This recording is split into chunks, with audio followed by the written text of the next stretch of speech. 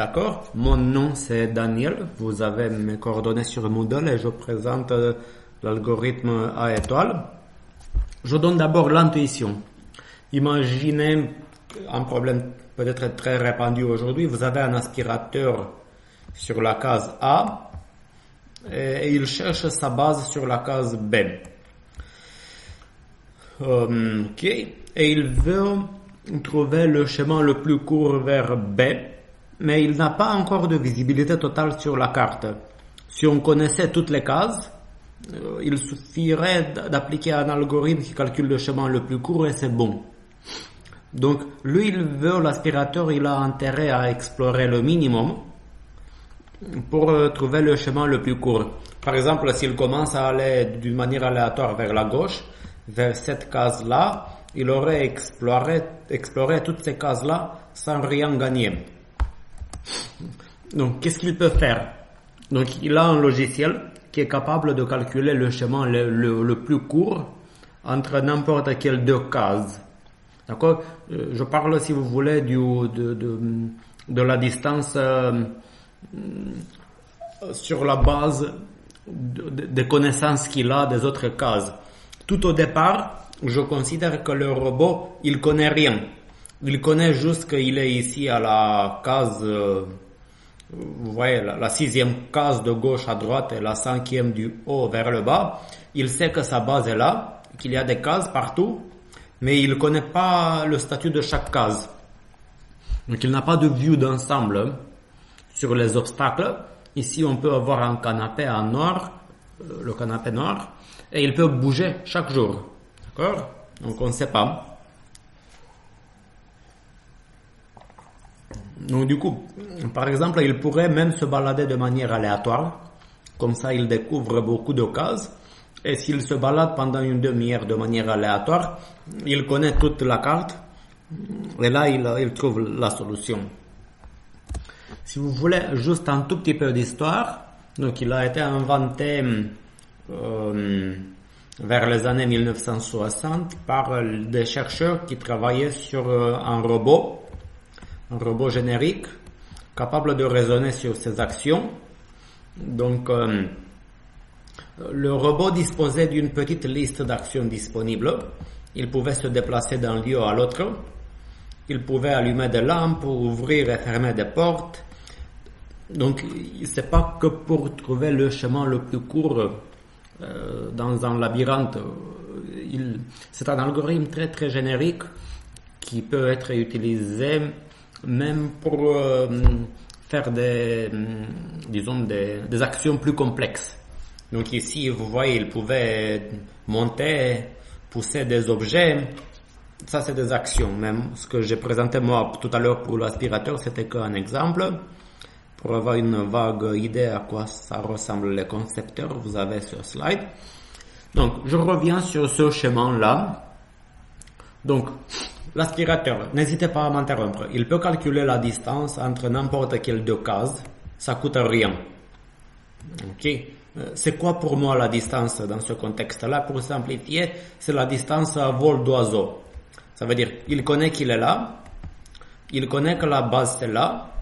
Donc, il peut calculer la distance entre la base et lui-même à vol d'oiseau. Ok.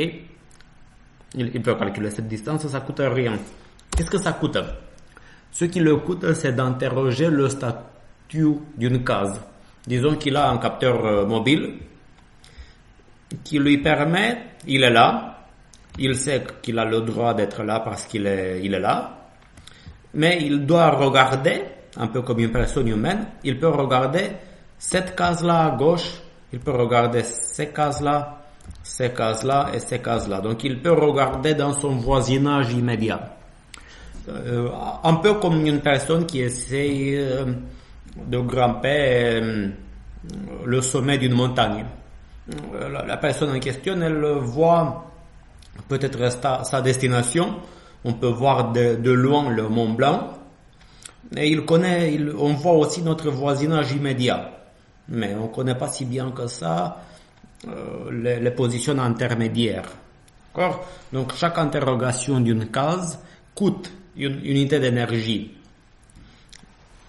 Et bien sûr, se déplacer, ça coûte aussi de l'énergie. Et vous comprenez, le but est de trouver le chemin le plus court vers la base et utiliser le minimum possible d'énergie. Donc, grosso modo, pour utiliser le minimum possible d'énergie, il faut trouver le chemin le plus court. Comment on a inventé, si vous voulez, à étoile? Tout au départ, ok, on a rien fait, on s'est posé la question. Qu'est-ce que vous faites si vous voulez arriver dans un point B? Vous voyez, vous êtes myope. Vous êtes au point A et vous êtes myope. Vous savez que le B se trouve là, mais vous êtes myope. Vous voyez pas le canapé. Est-ce que c'est clair le contexte? Donc vous voyez pas trop loin. Parce que si vous n'êtes pas myope, c'est pas trop dur de trouver le chemin par la main. Vous êtes myope parce que dans l'absolu, on voit que dans son voisinage. Bon, le myope, un peu glouton, l'algorithme glouton, qu'est-ce qu'il va faire? Il va se dire, la chose la plus logique de faire, c'est de avancer vers ma destination. Le chemin le plus direct vers la destination. Donc, ça c'est l'approche glouton, la première approche que je donne. Dans cette logique de ce que les anglophones appellent pathfinding, on va voir plus tard qu'on peut faire du pathfinding dans un graphe d'état ou de configuration pour divers problèmes, pas que pour ce problème d'aspirateur. Donc du coup, que va faire l'approche glouton? Il va privilégier l'idée d'aller le plus directement vers la cible. Mais vous voyez qu'on va perdre sur la durée, car l'idée nous mène vers la gauche. Pourquoi? À partir de là, le chemin le plus direct vers B, c'est de venir ici sur la case que j'ai numérotée ici, la case 1. Mais là, on se heurte au canapé. Et on se dit, déjà, il faut interroger le voisinage de la case. Et on voit qu'à partir de la case notée numéro 1, je peux aller vers la gauche ou vers la droite, vers le bas. Mais la case la plus proche de B, à partir de la case notée numéro 1, c'est la case 2. Après, le plus logique, c'est d'aller vers 3. Okay. Après, avec un peu de mémoire, je sais que ça sert à rien à partir de la case 3 de revenir en arrière vers 2. Donc, la case la plus proche que j'ai pas déjà visitée, c'est la case numéro 4. Je peux aller sur la diagonale.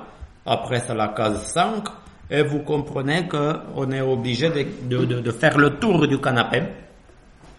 Donc, c'est une mauvaise solution. Des questions, des remarques. Donc, ça c'est l'approche glouton. Des questions, des remarques.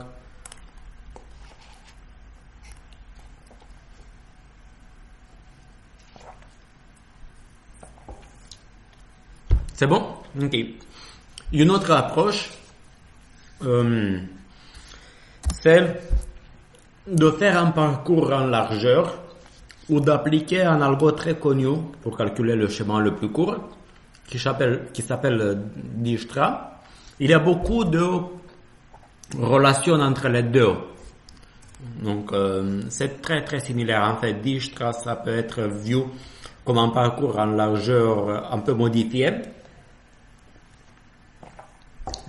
On change juste la manière de trier une file d'attente de possibilités. Je vais revenir sur ça un peu plus tard.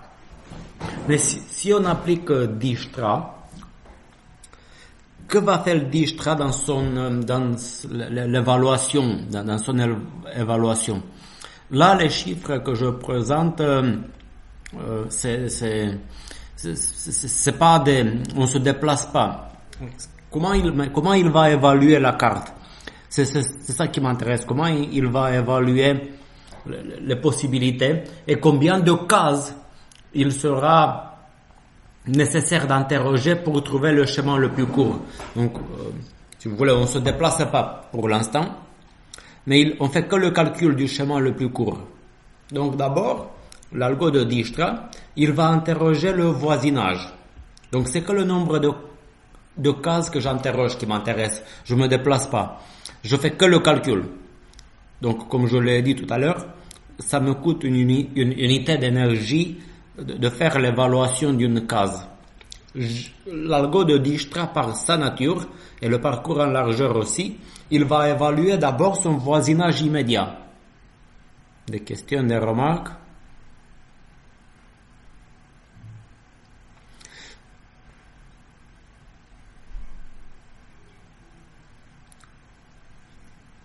Oui. Oui, parce que ce qui m'intéresse, c'est le coût en termes du nombre d'interrogations de cases que j'ai besoin pour calculer le chemin. Tout à l'heure, j'ai présenté le problème comme si le robot se déplaçait, mais ici, je vais être un peu plus exact parce que là, il y a une distinction entre vraiment se déplacer et juste calculer le coût du déplacement. Tout à l'heure, c'était pareil, oui.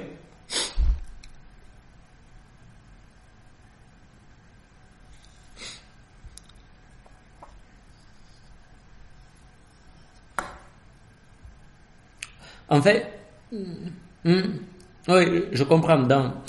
Ici, je suppose, je suis dans une logique un peu simplifiée, ou peut-être un peu artificielle, où je suppose pour les besoins de la démonstration, même si c'est pas si réaliste que ça, je suppose que le robot aspirateur, peut-être disons grâce à la configuration de la salle, il peut demander pour chaque case quel est l'état de telle ou telle case. Il a le droit de demander ça, disons, je sais pas, il y a des caméras partout, des capteurs partout. Il a le droit de demander à chaque capteur est-ce qu'il y a quelque chose ou pas dans telle ou telle case. Oui, mais qu'est-ce qu'il va interroger? Parce que mon objectif, c'est de ne pas interroger chaque case. Des questions, des remarques? Là, c'est un peu plus subtil que tout à l'heure. Si j'avais qu'à faire le chemin le plus court d'une manière glouton, j'ai fait exprès, j'ai mélangé un peu les choses, mais là c'est plus clair. Peut-être, je veux minimiser le nombre de cases à interroger pour calculer le chemin le plus court. Et tous les calculs que je fais, ça me coûte rien, mais tout ce qui me coûte est le nombre d'interrogations de cases. Okay. Donc l'algo de Dijkstra, et je pense n'importe quel algo qui calcule le chemin le plus court, il aura besoin d'abord d'interroger son voisinage immédiat pour voir quelles sont les possibilités immédiates. Et de voir, parce que vous voyez, il doit savoir s'il y a un obstacle ou pas partout. C'est comme ça que ça tourne dans l'algo. Parce que lui, il peut pas savoir que, par exemple, à partir de cette case-là, il peut pas savoir si sa cible n'est pas juste à côté.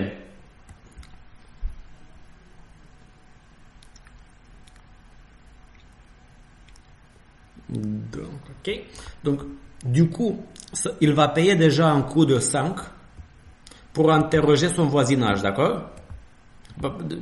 Ok, même c'est un peu myope, disons. Au début, il va voir son voisinage immédiat pour savoir quelles sont les possibilités immédiates. En fait, même l'algorithme A étoile aura besoin de faire ça. On veut voir quelles sont les possibilités immédiates. Parce que c'est comme ça.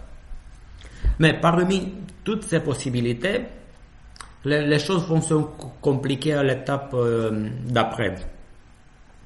L'algo de Dijkstra, par construction, il va d'abord évaluer son voisinage immédiat et il va explorer, si vous voulez, par cercle concentrique. D'abord, il voit la petite couronne, les cases notée 1. Okay? C'est vraiment comme pour quelqu'un qui veut sortir de Paris, vers une certaine direction. D'abord, il regarde ce qui se passe dans la petite couronne. Par exemple, on pourrait utiliser ce type d'algo vraiment pour trouver le chemin le plus court vers, je sais pas, Marseille. Par exemple, si on a des situations de trafic très atypiques, d'abord, il va interroger tout son voisinage, la petite couronne, pour voir si c'est bloqué ou pas. Par la suite, il va procéder par cercle concentrique, par sa nature, cet algo. Par la suite, il aura obligé de faire l'évaluation, d'interroger toutes ces cases notées 2. Par la suite, il ne trouvera rien de mieux à faire que d'interroger les voisins. Si vous voulez, les cases notées 2, c'est un peu comme une couronne moyenne, les voisins des voisins. Après, il va investiguer les voisins des voisins des voisins. Donc, les cases 3. Ensuite, vous comprenez, par transitivité, il va voir quelles sont les cases situées, si vous voulez, si c'est marqué 4, toutes les cases notées 4, si vous regardez bien, sont les cases situées à une distance de 4 de lui. Il est de moins en moins myope, et là, par exemple, à la 4e étape, il est capable de découvrir toutes les cases qui sont à une distance de 4 de lui. Par la suite, les cases notées 5, il aura découvert toutes les cases situées à une distance de 5. Et lorsqu'il arrive à évaluer les cases à une distance de 6, là, il a de la chance. Bon, c'est une manière de parler. Il aura trouvé sa base, ou bien sa cible, et il aura compris que pour arriver à sa cible, il a besoin de se déplacer 6 fois. D'accord? Une première fois ici, une deuxième fois ici, une troisième fois, 4e, 5e, 6e fois. Mais il aura trouvé ça après avoir interrogé toute la carte, sauf les 2 cases marquées 7, si vous voulez. Mais grosso modo, l'algo de Dijkstra, c'est ça l'idée. S'il veut trouver calculer le chemin le plus court, il finit par avoir besoin d'interroger presque chaque case de la table. Il a besoin presque d'une connaissance complète de la carte pour pouvoir faire son calcul. Ce qui est un peu naturel, raisonner un peu d'une manière plus abstraite, dans l'absolu, si au lieu d'avoir besoin de calculer que des chemins, mais s'il y avait, imaginez que j'aurais pu avoir une forme de transition magique entre les cases, et imaginez, juste pour les besoins de la démonstration, que j'aurais pu par exemple sauter d'ici directement sur la base. Donc dans ce cas-là, mes déplacements sont un peu magiques, mais le robot ne peut pas savoir d'avance. Je ne sais pas si je me fais bien comprendre. La carte aurait pu être un peu sphérique, je ne sais pas. Et l'algo à étoile, il a besoin vraiment de tout, l'algo de Dijkstra, il a besoin de tout découvrir d'une manière par cercle concentrique. Il doit rien zapper pour être sûr de ne pas rater le chemin le plus court. Parce que vous comprenez, si jamais il y a une possibilité magique de sauter d'ici sur la base, s'il fait l'imprudence de ne pas évaluer cette case, parce que bon, vous avez l'intuition, vous voyez que ça sert à rien d'aller par là, mais si jamais il y avait une transition magique quelque part dans l'absolu, l'algo, il peut rater la solution optimale. Je parlais peut-être un peu trop. Que pensez-vous?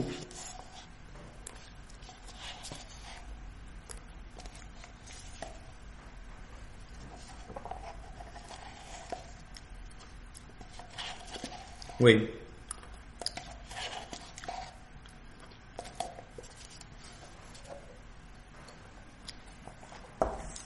Tout à fait. Oui. Oui. Oui.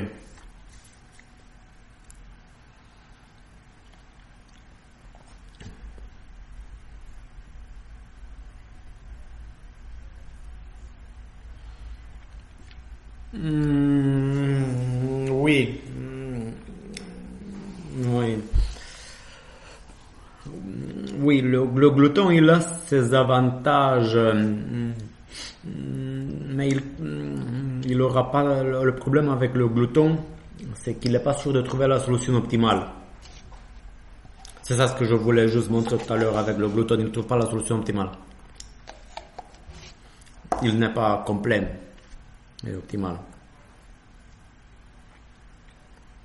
Si vous voulez, si je reviens sur le glouton, un algorithme glouton, il est là, il peut demander le statut de cette case, il regarde, oh, je vais pouvoir me déplacer là, j'ai le droit.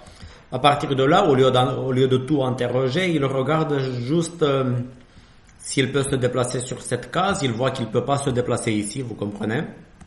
Et bon, à partir de là, je l'exprime comme ça. Il va chercher quelle est la case la plus proche où je peux me déplacer.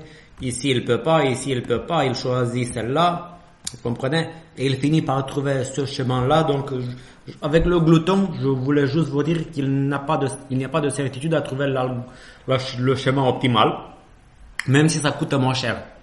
Si vous voulez, il n'interroge pas beaucoup de cases, à vrai dire. Mais je parle de solution optimale.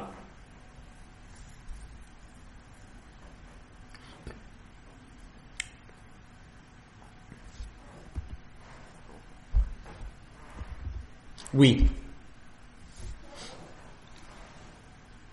Oui, oui, ça peut prendre, il a besoin de beaucoup explorer, mais il finit par trouver la solution optimale.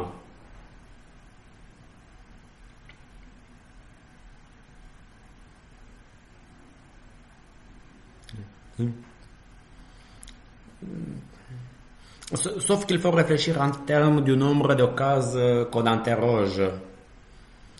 Imaginez peut-être une scène de guerre où chaque case est un mètre carré de la carte et on a un dispositif assez complexe pour interroger s'il y a par exemple une bombe dans une case ou pas.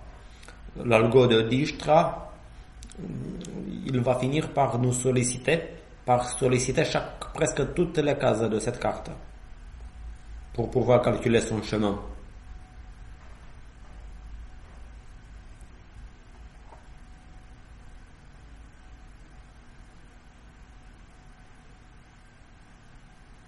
D'autres questions, remarques, je sais pas. Au moins quand je suis en présentiel, je peux lire au moins sur le visage des auditeurs s'ils me comprennent ou pas, s'ils sont d'accord ou pas, si j'ai réussi à les persuader ou pas. Mais là, je vois rien.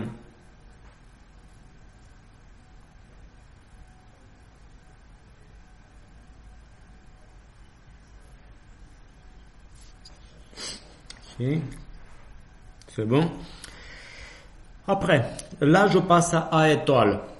A étoile va mélanger, si vous voulez, les deux approches pour prendre le meilleur des deux.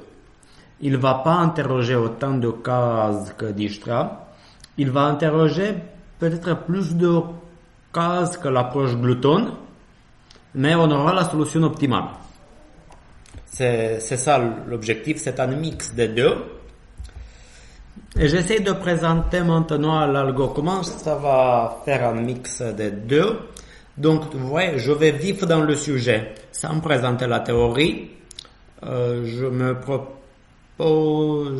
vais présenter un exemple directement. Je veux exécuter A étoile. Vous voyez les cases ici. N'hésitez pas à m'interrompre. Et regardez la case G4. Je pars de la case G4 et je veux arriver au milieu de ma carte. Ok. Voilà. Sur chaque case, pour l'instant, la seule case, n'hésitez pas à m'interrompre, pour l'instant, la seule case, disons, complètement évaluée, c'est la case G4. Vous voyez que j'ai 0 plus 31. 0, ça veut dire, si vous voulez, c'est la distance de G4 à G4. Vous comprenez? La G4, c'est ma case de départ. pour arriver de G4 à G4, ça coûte rien. Vous suivez? Qu'est-ce que c'est le 31? Je suppose que qu'ici, chaque côté de chaque cellule, c'est une longueur de 10. Vous comprenez? Par exemple, vous pouvez voir qu'il y a une distance de 10 entre D3 et D4. Et vous voyez un plus 10, mais on ne voit pas ce qu'il y a avant le plus 10. Ici, c'est la notation G plus H. L'algorithme à étoile va travailler avec un coût de G plus H qu'il va mettre sur chaque case ici, ou sur chaque état s'il s'agit d'un problème un peu plus complexe. Le seul état complètement évalué pour l'instant, c'est l'état de la case G4, où G, c'est le chemin déjà parcouru pour arriver à G4, donc c'est 0. Qu'est-ce que c'est le 31 à votre avis? C'est la valeur de H, parce que c'est G plus H. Mais à votre avis, est-ce que vous avez une intuition pour comment j'ai généré les chiffres que vous voyez sur cette carte? Vous voyez, dans chaque case, il y a en plus quelque chose. Il y a ici plus 10, par exemple, dans la case D4, parce que la distance entre la case D3 et la case D4, c'est 10. Entre la case D3 et la case D5, la distance est de 20. À votre avis, pourquoi j'ai une distance de 28, par exemple, de D3 à F5?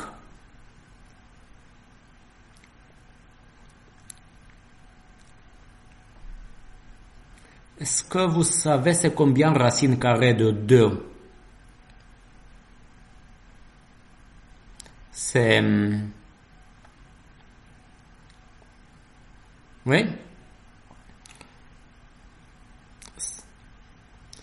C'est grosso modo, si vous voulez, pour vous simplifier, racine carrée de 2, admettons, c'est 1,4. Pour faire simple.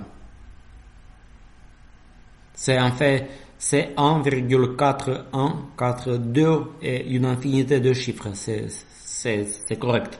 Les quatre premiers chiffres après virgule, c'est 41, 42. Mais pour me simplifier la vie, je vais me dire que racine carrée de 2, c'est 1,4. 1,4.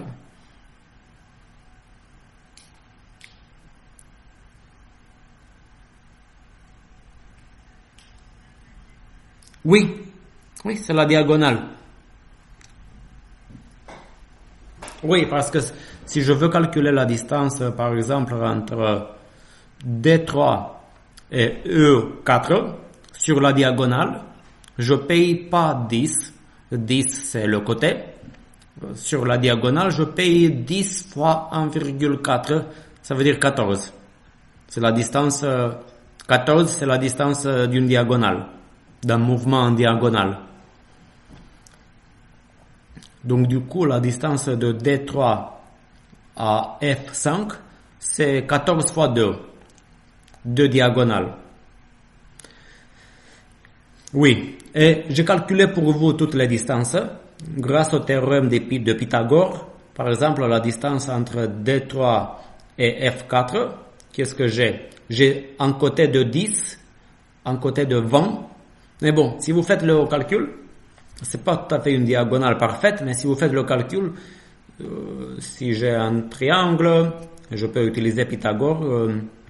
Si un côté du triangle c'est 10, l'autre côté du triangle c'est 20, ok, vous comprenez, la distance c'est 22, ok.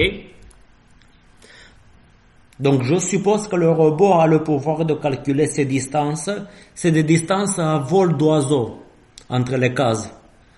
Grosso modo, par exemple pour la case de départ, il se dit, la distance à vol d'oiseau c'est 31. S'il pouvait aller, s'il n'était pas obligé de suivre cette logique de case, mais il est obligé de faire ça, mais s'il pouvait se déplacer directement de G4 à D3, ça lui coûte 31. Donc, Vous comprenez? Oui.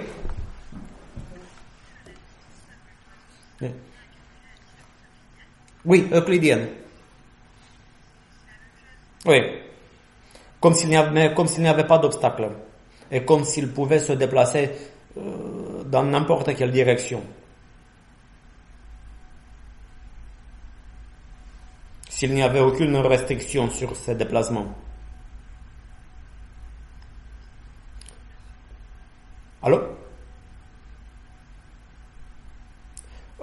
Oui, le son n'est pas très fort, mais je vous entends. Je peux augmenter peut-être mon son.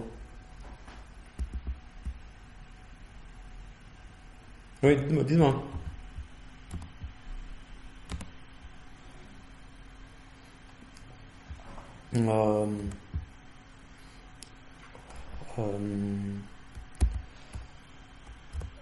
Oui, donc j'essaie de donner un exemple. J'essaie d'ouvrir, excusez-moi, j'essaie d'ouvrir un autre logiciel. J'ai ça. Ok. Regardez. Excusez-moi. Je prends la couleur rouge.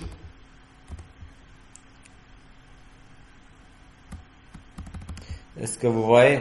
Cette distance, c'est 10. Vous me suivez? Cette distance, c'est 30. Là, si je prends une autre couleur en bleu, je me pose la question, quelle est cette distance-là en bleu?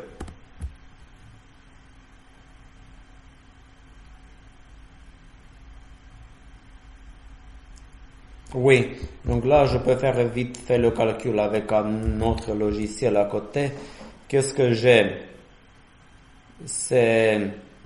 J'ai SQRT, square root, excusez-moi. Quand j'écris ça, c'est racine carrée. Ok? Donc, j'ai 10 fois 10 plus 20 fois 20. Je calcule la racine 30 fois 30, d'accord? Ça, c'est cette zone-là, la verticale rouge, c'est 30. Et racine carrée. Voilà, il y a 31, voilà, peut-être que j'aurais dû écrire 32, mais j'ai fait l'arrondi inférieur. Ok, donc, du coup, il sait que s'il pouvait aller en ligne droite vers la cible, sur la ligne bleue, il devrait, strictement parler, payer un coût de 31,6 machin. 31 et des bananes, si vous voulez, si je peux parler comme ça.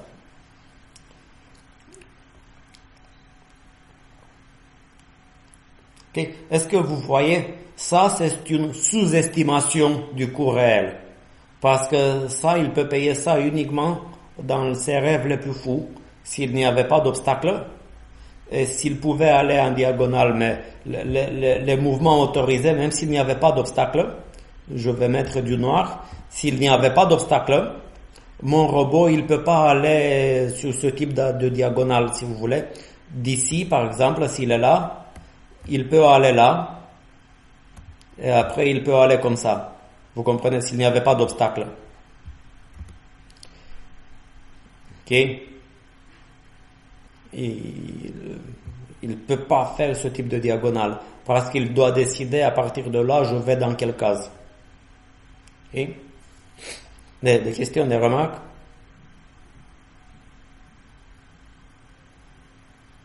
Ok, c'est bon?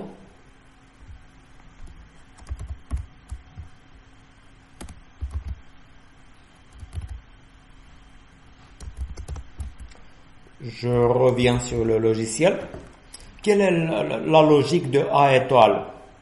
Donc, sur chaque case, je veux calculer G plus H.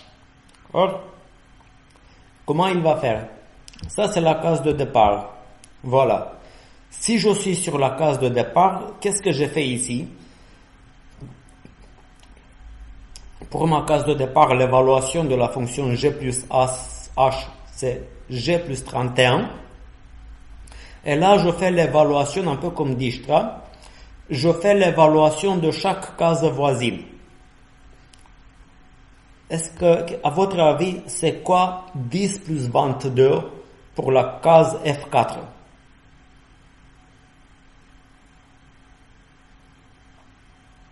Je vous donne la réponse. C'est... Oui?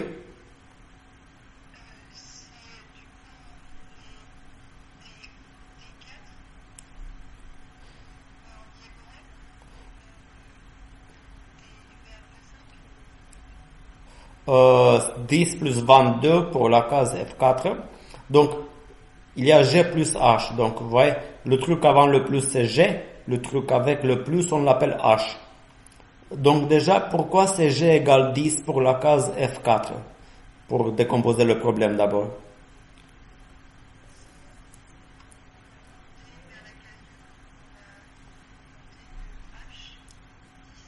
Oui, en fait, 10, c'est la distance entre G4, la case rouge, la case de départ, vers la case F4, c'est 10. C'est ça que ça me coûte d'aller d'une case à une case voisine non diagonale. C'est pour ça que la case G3, G5 et H4, elles ont toutes une valeur G de 10. Ok, je paye 10 pour aller à gauche, à droite, en haut ou en bas. Vous me suivez?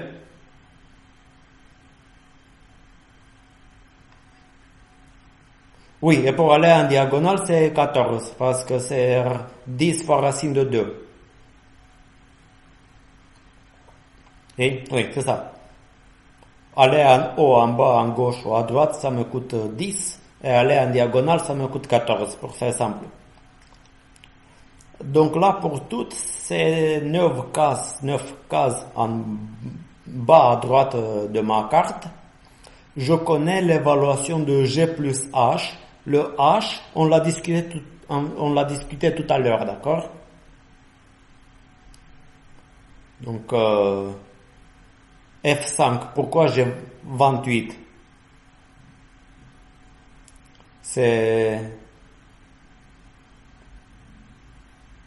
Donc, F5, je peux même écrire, que les choses soient claires, je peux même écrire, vous allez m'aider. Donc, par exemple, F5, je dis que G plus H égale 14 plus 28. Donc, G égale 14. Le coût d'une diagonale vers la source, ok, vers, je suis en F5, vers G4. D'accord? Et H égale 28. Pourquoi?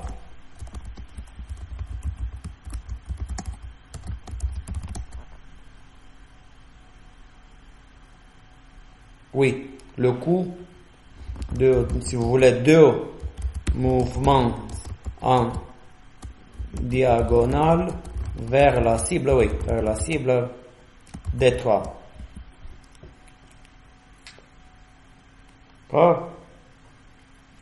Pour la case, pareil, case, donc ça c'est pour la case F5, et le robot, pourquoi il aurait écrit pour F3? Pour F3, il a découvert G F3, G plus H égale 14 plus 20, G égale 14, pourquoi?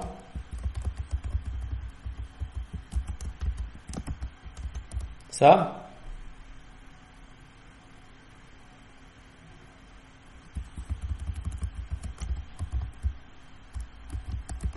C'est le coût d'une diagonale vers G4, d'accord? Vous me suivez? Vers là, oui? ce que je viens de dire. Vers la case rouge. H égale 20. À votre avis, c'est le coût. Oui, le coût direct vers la cible D3. Ici, pas de diagonale. Ok. Diagonale, pas nécessaire. Je vous écoute, dites-moi.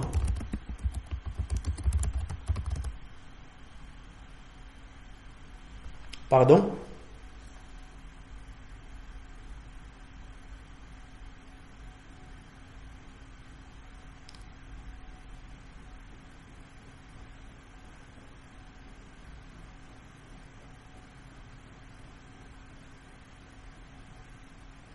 Donc d'abord on fait tous ces calculs-là, mais je suis pas sûr d'avoir bien compris la question.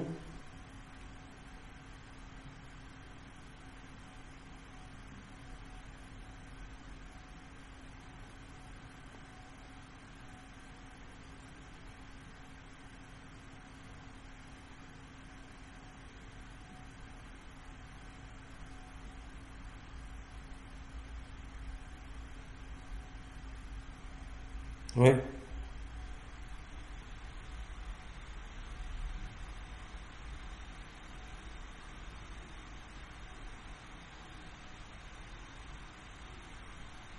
Donc, si vous voulez, si j'ai à comparer par exemple, ok, si je compare F3 et F5, il y a une différence entre les deux. Dans les deux cas, ça me coûte 14 pour accéder de la case rouge à F3 ou à F5. Mais grâce à la fonction H, donc après le plus, je suis capable de voir que F3 c'est quand même plus proche que F5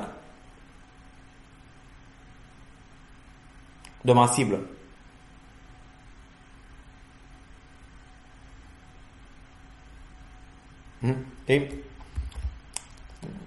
Ok, donc pour l'instant j'ai dû faire 9 évaluations. Les 9 cases les 9 cases en bas à gauche. Elles ont été évaluées. Que va faire l'algo à étoile? Il va calculer chaque somme et il va se positionner, si vous voulez, sur la somme la plus petite. Et il va regarder les voisins de la case avec la somme la plus petite. Quelle est la case avec la somme la plus petite ici?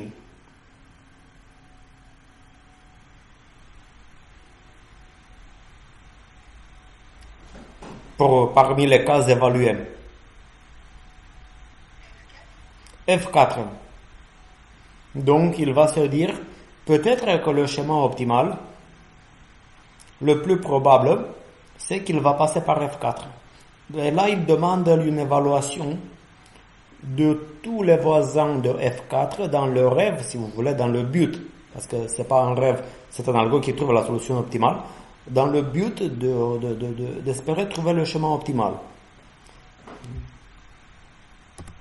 Et là, lorsque je clique sur F4, si vous voulez, donc vous voyez, dans sa tête, il s'est fait déjà une idée, mais il n'a pas commencé à se déplacer. C'est juste qu'il s'est fait l'idée qu'il va peut-être passer par F4. Ça veut dire, après G4, la case la plus intéressante dans sa tête, c'est F4. Et la case F4 lui permet de découvrir et de faire... ça lui permet de découvrir et de faire l'évaluation de la case E5. Ok, ça me coûte 24. Pourquoi ça me coûte 24? La fonction G.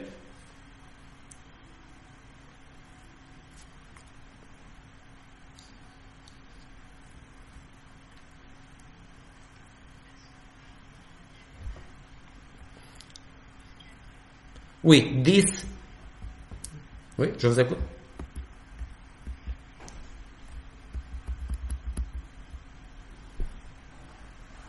Non, en fait, je suis pas trop sûr d'avoir suivi ou c'est encore, je sais pas si j'ai bien suivi ou donc j'ai un G de 24 pour la case E5, d'accord?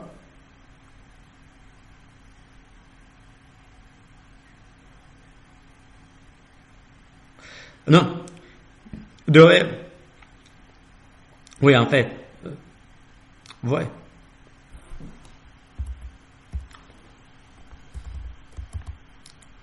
oui, oui. Donc chemin F, je pars de G4, chemin G4 E5, c'est euh, G4 F4 en O, ok, ça me, ça coûte 10, et après F4, je fais une diagonale de F4 vers E5, ça coûte 14, donc je pars de G4, je me déplace en O et après sur la diagonale. Ça me coûte 10 plus 14. Une diagonale c'est 14. Aller en haut, en bas, à gauche ou à droite, ça coûte 10. 10 plus 14, 24, d'accord?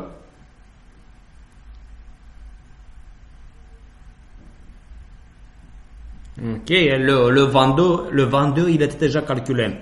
Voilà, la distance à vol d'oiseau.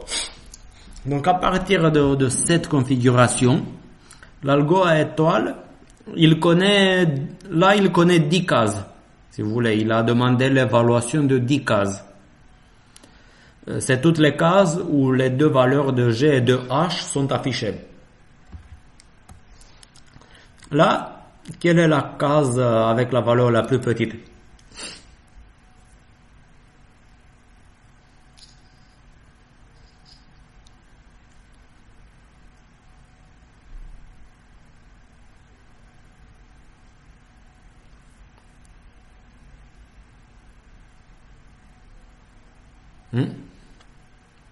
La somme la plus petite parmi les cases évaluées, c'est où?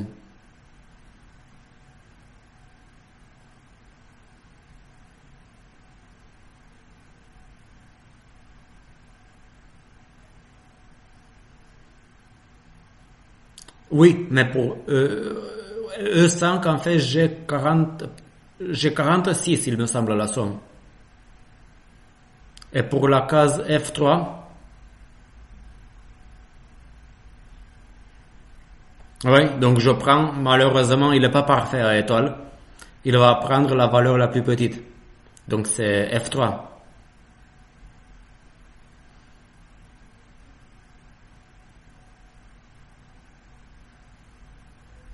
C'est F3, ça veut dire que c'est pas parfait l'algo.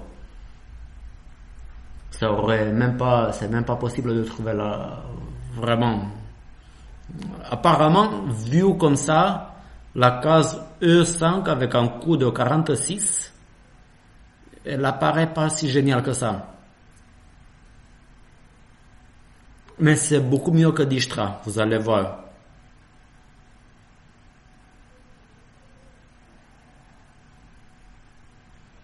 Vous me suivez? Donc du coup, je vais évaluer F3, vous êtes d'accord? Je vais évaluer ce que je veux dire par ça. Je vais voir ce qui se passe avec les voisins de F3. Je me pose la question, que se passe-t-il si je commence mon trajet par F3 plutôt que par F4? Et là, je découvre encore deux cases, F2 et G2. Je ne sais pas si vous avez suivi, je vais mettre la vidéo en ligne. Vous allez voir. Maintenant, parmi les cases, donc les cases rouges, on a trouvé tous les voisins des cases rouges. Pas la peine de s'attarder sur les cases rouges. Parmi les cases où la somme G plus H est affichée sur cette carte, c'est où la plus petite?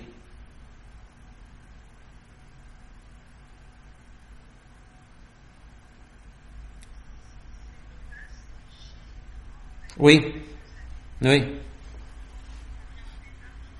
Oui, là, il se fait un peu avoir. Je regarde celle-là. Ça m'oblige, par exemple, à découvrir même H2. Ok, donc on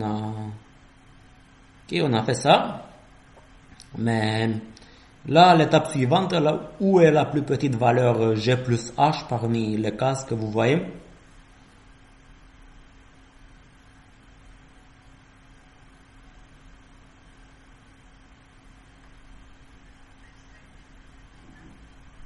Non, mais on oublie les cases rouges.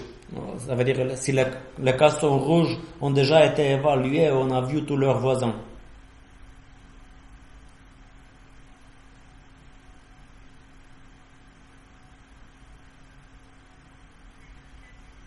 Tout à fait.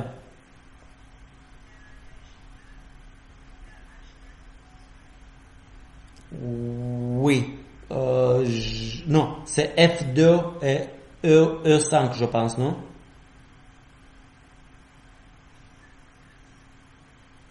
Donc, oui, mais donc case F2, la somme c'est 46 dans F2, n'est-ce pas? Et dans et pareil pour E5, 46. Ok? Donc soyons un peu optimistes là. Soyons juste un peu optimistes. Admettons qu'il essaie avec E5 d'abord. Et il va évaluer tous ses voisins. Il aura découvert donc D4 et D5. D'accord? Okay. Là, quelle est la case la plus petite?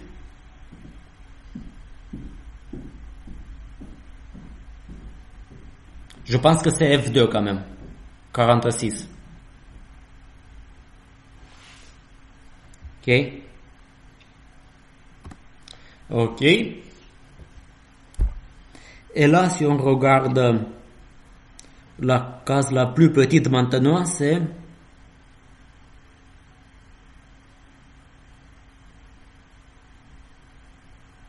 non, il y a plusieurs.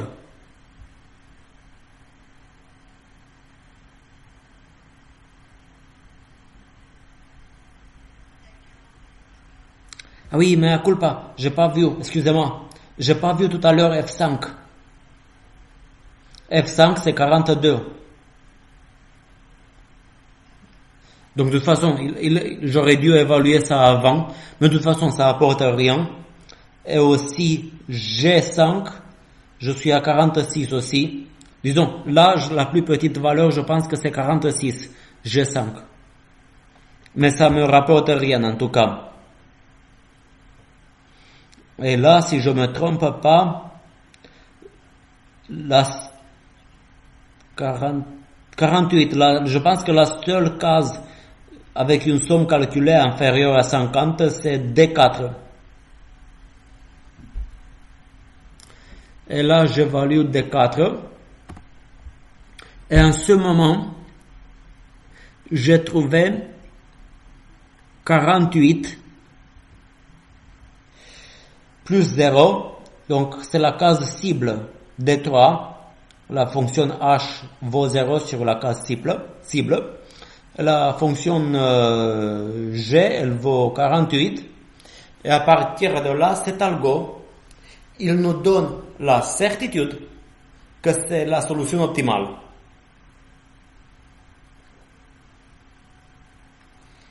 Et donc, j'ai la certitude d'avoir trouvé la solution optimale. Et si vous regardez, j'ai pas eu besoin d'évaluer presque toute la table comme pour l'algo de Dijkstra. Ce qui fait que l'algo est plus rapide que Dijkstra. L'algo à étoile est plus rapide que Dijkstra très souvent. Si la fonction H, elle est bien définie.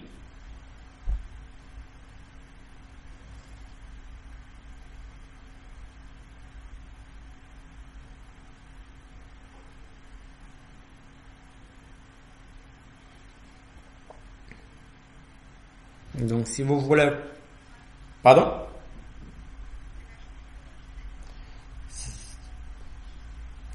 Oui, parce qu'avec Dijkstra, je vous ai montré pour cette carte-là. Bon, c'est pas pareil, mais vous comprenez, par cercle concentrique, qu'est-ce que ça aurait donné ici par cercle concentrique? Les voisins, donc d'abord j'aurais dû découvrir tout ça, après tout ça, c'est le même phénomène que ici, j'aurais dû découvrir presque tout. Mais ça me permet d'aller plus vite, de me faire guider un peu par les heuristiques pour arriver à la cible. Vous me suivez?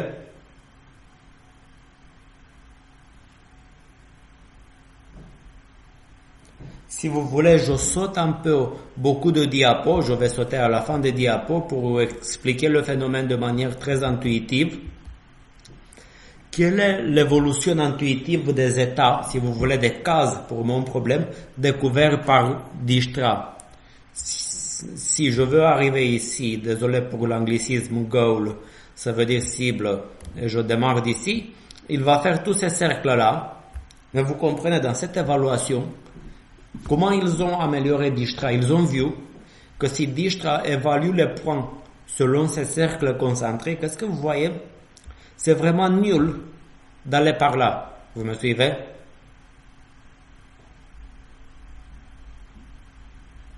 Évaluer cette zone-là, ça sert à rien. Sauf que l'algo de Dijkstra, il n'a pas ce type de vision. Mais si on se sert de cette heuristique H, qui, si vous voulez, c'est une sous-évaluation de la distance vers la cible, grâce à ça, les états en sens inverse vis-à-vis de la cible vont être très pénalisés par la fonction h, même s'il s'agit d'une distance à vol d'oiseau, ce qui fait que je vais toujours considérer ces points-là avant de considérer les points en sens inverse vis-à-vis de la cible. Ce qui fait que, si vous voulez, les états que A étoile va découvrir, ça va suivre pour ce type de problème, c'est un peu ça ce qu'il va découvrir. Il va toujours faire quelques cercles concentriques, mais un peu plus limités. Vous voyez, il peut aller un peu en sens inverse, mais pas beaucoup. Si vous regardez sur mon exemple, il est allé un peu en sens inverse, par exemple pour G5. Pourquoi? G5, c'est quand même très très proche de la case de départ. Et c'est bien de regarder quand même qu'est-ce que ça donne, si vous voulez, ça l'idée. Mais il n'est pas allé, par exemple, vers H5, il n'est pas rouge. Il n'a pas été pris en compte. Trop, donc ouais. Donc, c'est ça ce qu'il fait. Donc là, j'ai sauté au dernier slide de mes diapos, mais pour voir cette intuition, si vous avez le même problème du robot qui cherche sa base, et je pars d'ici, les cases découvertes pour ce type d'obstacle, pour ce type de carte, A étoile va découvrir ces cases-là, il se fait guider par les heuristiques, alors que, excusez-moi, je pars d'ici pour arriver en haut, à la case rouge. A étoile, il va découvrir ça. Vous voyez? Les cases un peu en bleu, alors que ici, Dijkstra, il va découvrir presque toute la carte. Vous voyez, toute cette partie bleue. Parce que Dijkstra, il fait pas de distinction entre un état par là et un état par là. Parce que lui, il se guide uniquement par la distance par rapport à la source. Si la distance par rapport à la source, cette distance vis-à-vis, cette distance-là, par exemple, cette distance-là pour Dijkstra est égale à cette distance-là. Il ne peut pas les distinguer. Mais avec A étoile, l'évolution est beaucoup plus rapide. Il a besoin d'interroger une toute petite partie de la carte, vous suivez?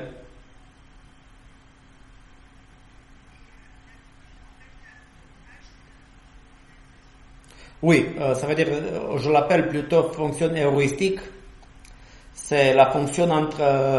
j'essaie de faire une évaluation, même en parfaite, de la distance vers la cible.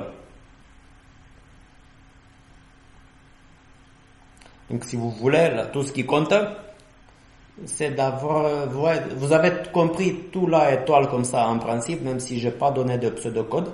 Je vais donner plus tard. Donc je vais arriver à donner un pseudocode. Mais vous avez compris le principe de Dijkstra. Il se fait guider par G plus H. Et là, pour avoir la certitude de trouver la solution optimale, il faut que l'heuristique H soit une sous-évaluation de la réalité. Ça veut dire que si j'ai la certitude que H ne fait pas de surévaluation de la distance à la cible, donc si ça fait une sous-évaluation, cet algorithme nous donne la certitude de trouver la solution optimale.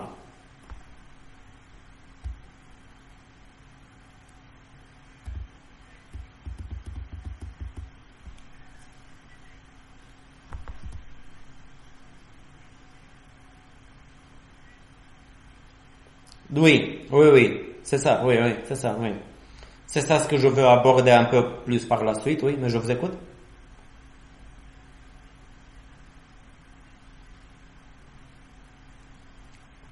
Oui, donc, j'essaie de donner un exemple dans ce sens-là tout de suite. Un exemple trop facile, j'ai donné même à l'examen des exemples dans ce sens-là. Imaginez ce jeu-là, est-ce que vous le connaissez?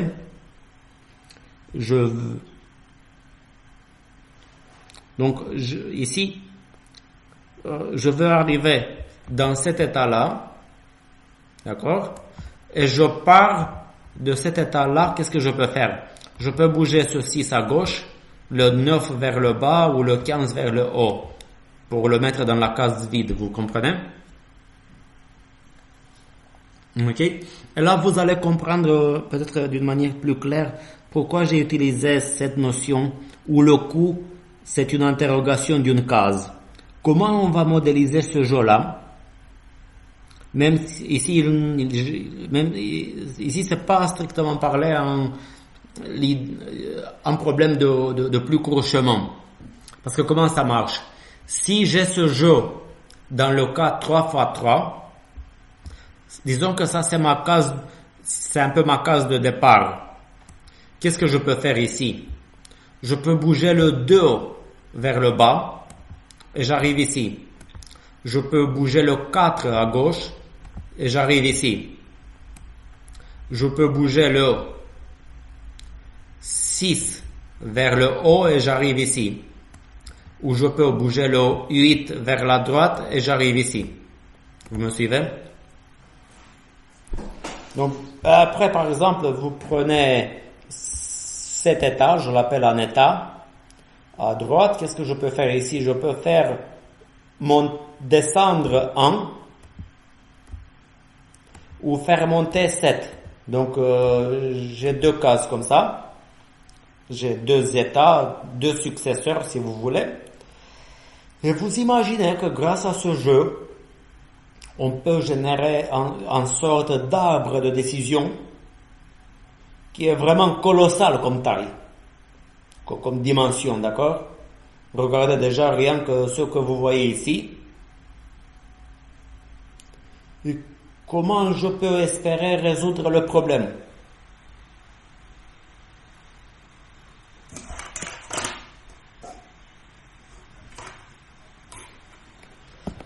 Oui, donc en fait c'est A étoile, il va jouer ici. Grâce à l'heuristique H, il va toujours privilégier, si vous voulez, les états qui nous rapprochent le plus d'objectifs, mais il va en même temps tenir compte de la fonction G qui me calcule combien j'ai payé pour arriver dans un état donné. Je vais donner un exemple sur un jeu encore simplifié. Donc là, je suis dans le cas 3x3. N'oubliez pas le jeu de départ, je suis dans un monde de 4x4, je peux avoir 10x10. 3x3. Je peux pas faire un exemple compréhensible dans un exposé pour le cas 3x3, mais j'ai pour vous un exemple pour le cas 2 fois 3. Regardez, et ici, qu'est-ce que j'ai? Vous voyez la case vide, vous avez le dièse, hashtag. Qu'est-ce que je peux faire à partir d'ici?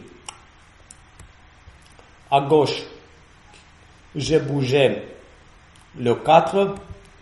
Ici, j'ai bougé le 1.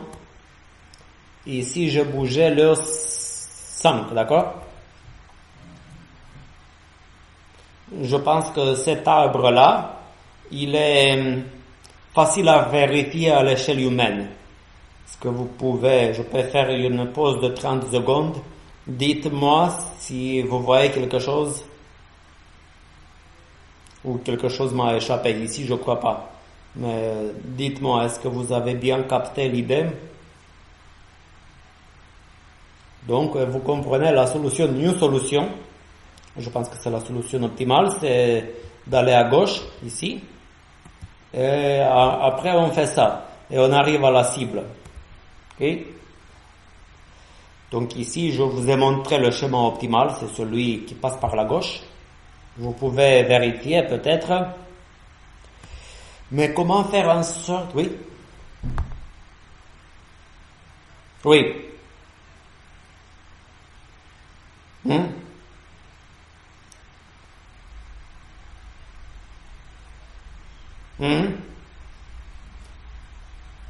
Oui. Vous avez bien anticipé mes slides. Donc, juste après, je vais donner même 2 heuristiques qui vont m'aider pour capturer cette notion intuitive d'une manière mathématique. J'utilise une fonction heuristique H1 qui est le nombre de chiffres à la bonne position.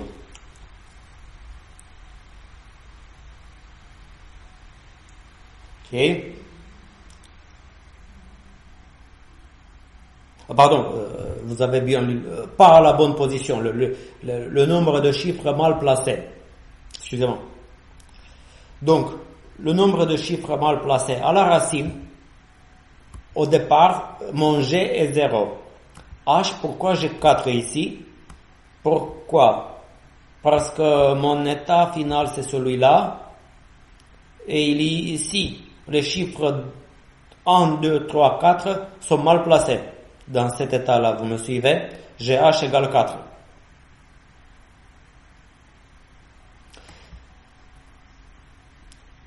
Excusez-moi, oui.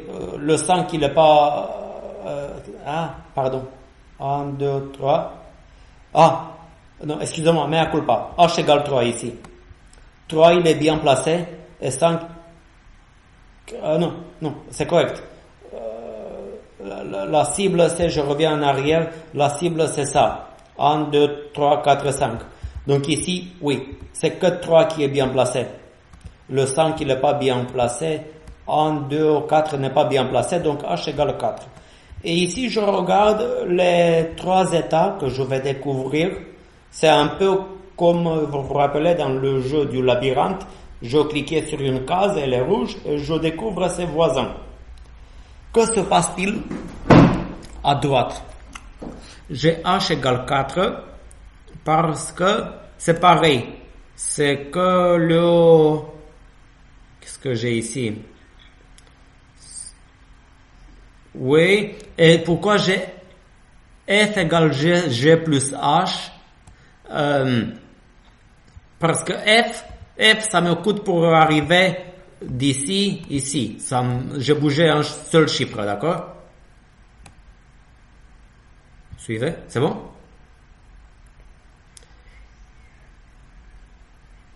Déjà fait.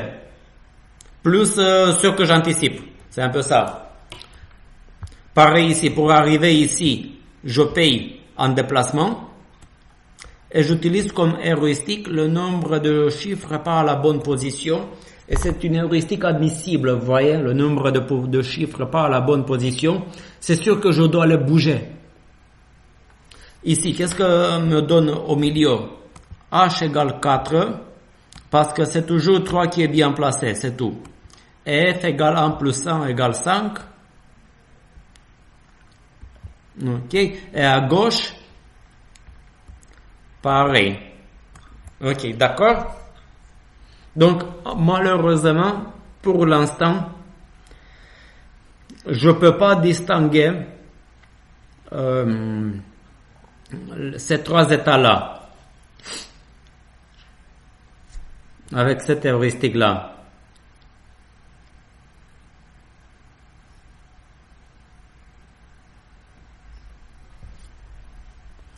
Après, par exemple, si je fais l'évaluation de celui-ci, grâce à la même logique, par exemple, ici, je me retrouve avec h égale 3. Pourquoi? Ces chiffres-là sont pas à la bonne position, vous me suivez? Mais 2 et 3, c'est à la bonne position. Donc ici, h égale 3. Et pourquoi j'ai écrit f égale 5?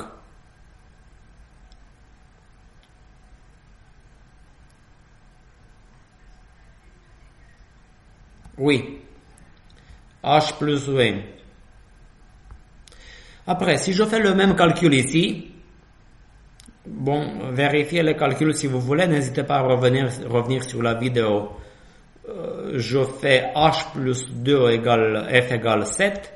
Ici, je répète pas tous les calculs, mais vous comprenez, ici j'ai h4, 4 plus 2, 6. Et ici, h4 plus 2 égale 6. Vous faites le calcul à tête reposée si vous voulez. Donc, je me retrouve ici, j'ai f égale 5. Ici, j'ai f égale 5. Ici, j'ai f égale 5. D'accord? Ici, j'ai f égale 5. Avec un peu de chance, si l'algorithme, il y a 4 cases ex aequo, mais avec un peu de chance, il peut découvrir celui-là, où j'ai h égale 2, parce que j'ai 2 cases à la bonne position, vous comprenez? Et donc, à partir de là, ouais. Qu'est-ce que celui-là est tous ces cases-là ont été explorées, si vous voulez. J'ai découvert tous leurs voisins. Cette case-là m'a ramené ici. Quand je dis case, vous utilisez le mot étoile, si vous voulez. Cette case-là m'a ramené à f égale 6. Ici, j'ai f égale 5, f égale 7. Ici, j'ai f égale 5. Donc, parmi toutes les cases pour lesquelles je n'ai pas exploré complètement, c'est celle-là. Et si je suis cette case, si je continue à travailler cette case-là, ça va me ramener vers la solution optimale. Pourquoi? Elle me ramène ici, où toutes les cases sont à la bonne position, sauf 5. Donc, je vais naturellement, ça se voit pas trop, je vais avoir h égale 1. Toutes ces cases-là, tous ces états-là ont un g égale 1. Ces cases-là ont un g égale 2. Ici, c'est g égale 3. Donc ici, je vais avoir g égale 4 et h égale 1, qui me donne un coût de 5, qui est inférieur à tout le reste. Et à la dernière case, je vais découvrir qu'il suffit de bouger le 5 à gauche et j'ai la solution optimale. Donc, est-ce que vous avez vu comment l'algo étoile, d'une manière mathématique, m'a quand même guidé assez vite vers la solution optimale? C'est bon?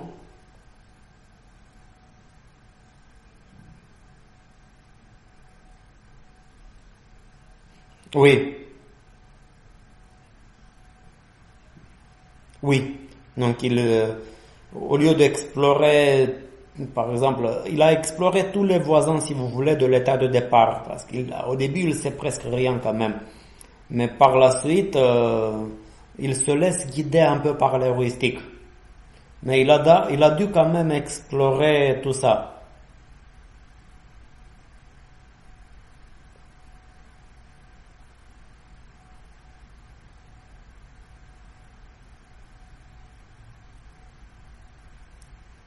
Après, je présente une autre Donc ça, vous avez l'arbre complet dans les slides pour une autre heuristique. Ici, j'ai une autre heuristique un peu plus élaborée. Qu'est-ce que ça veut dire? C'est une fonction h. C'est, si vous voulez, la somme sur i. Désolé pour cette notation. C'est la distance de i vers sa position idéale. Donc, par exemple, ici, regardez, là, le chiffre 1, il est à une distance de 1 vers sa position idéale. 2, il est à une distance de 1, mais par exemple, pour le chiffre 4, il est à 2 cases de sa position idéale, parce que le 4, je dois aller avec lui vers le bas et ensuite à gauche. Donc bon, faites, je sais pas, si vous avez une question, n'hésitez pas à regarder, mais si vous voulez, faites-moi confiance. Si j'utilise cette heuristique, j'obtiens pas tout à fait le même arbre que tout à l'heure, parce que ici g égale 4,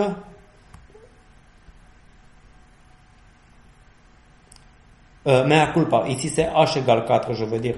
Ici c'est h égale 6, je vais mettre à jour le slide, et ici h égale 4.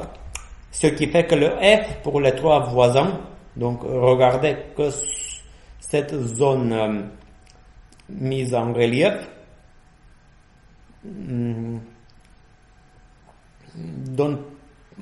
met pas toutes les branches à égalité. Je vais privilégier celle-là ou celle-là.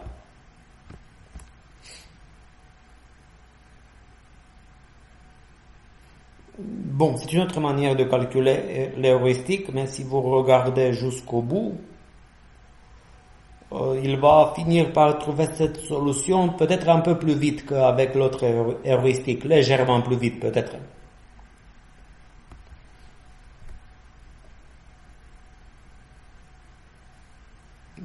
Donc, comme on a pris beaucoup de temps, c'est pas nécessaire d'expliciter le calcul d'une manière très, très claire maintenant, mais vous comprenez l'idée. Vous pouvez avoir plusieurs heuristiques. Elles peuvent nous guider peut-être d'une manière pas tout à fait équivalente vers la solution optimale.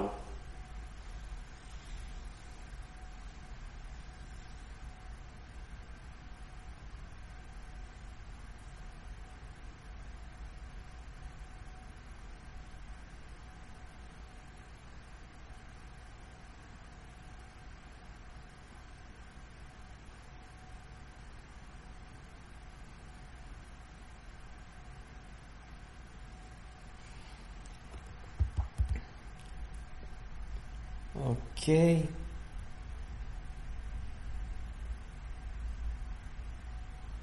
Vous pouvez regarder ce slide à tête reposée, mais le principe essentiel, il est déjà très bien visible ici, dans le calcul précédent.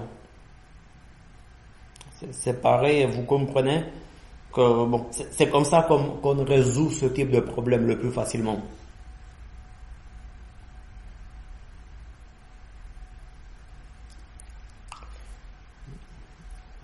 Bon, que pensez-vous de tout ça? Je peux faire peut-être une toute petite pause et je vais enregistrer. J'ai déjà enregistré tout ce qu'on a discuté et c'est à moi de discuter avec vous. Vous n'êtes pas trop nombreux. Vous êtes encore. Ah oui, plusieurs personnes sont arrivées. Excusez-moi. Donc je dis. Donc comment on va continuer à partir de là? À vous de me dire. Je peux faire une petite pause.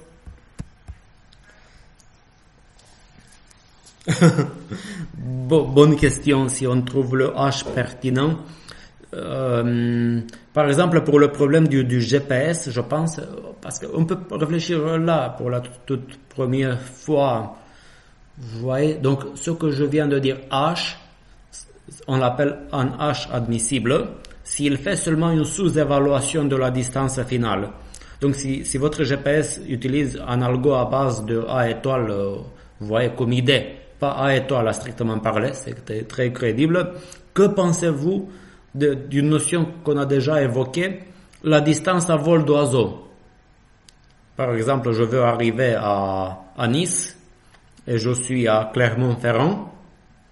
La seule condition que H doit vérifier pour que l'algo nous donne la certitude d'avoir la solution optimale, c'est d'avoir une sous-évaluation de la distance réelle.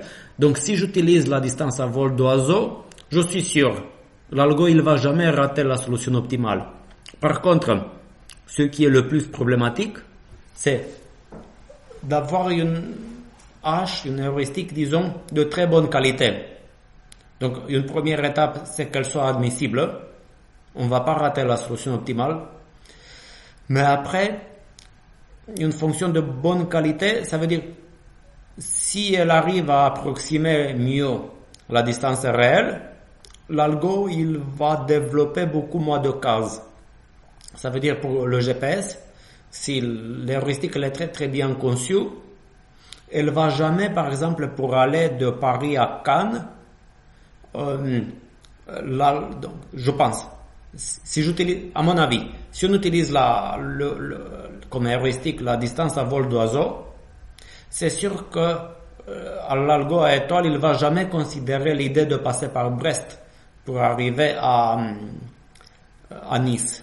Parce que déjà, s'il commence à faire une évaluation des villes à l'ouest de Paris, la fonction heuristique H va les beaucoup pénaliser, elles ne seront pas considérées. Mais si j'utilise la fonction à vol d'oiseau, je crois très bien l'algo à étoile capable de développer par exemple des états qui correspondent à des villes vers par exemple Tours, Angers. Mais plus on se rapproche avec l'heuristique H de la vérité, plus le résultat va être similaire à ce que j'ai dans le dernier slide, à ça. Ça veut dire, vous voyez ici, il a pris en considération très peu d'états qui sont pas trop proches.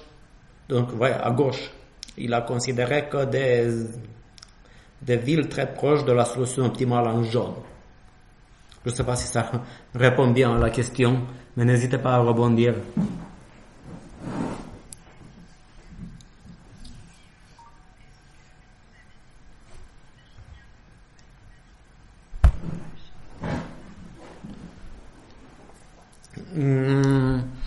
Le H, il va toujours être très, disons, il est conditionné par le problème qu'on a résolu.